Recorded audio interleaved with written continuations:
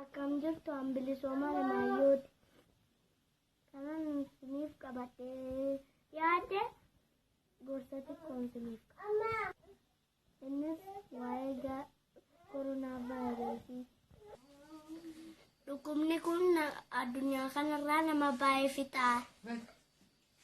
Kanaaf dhukkuba kana ofirraa ittisuuf kan nuun gochuu qabnu jalqaba irratti gorsa ogeessota fayyaa dhaggeeffachuu.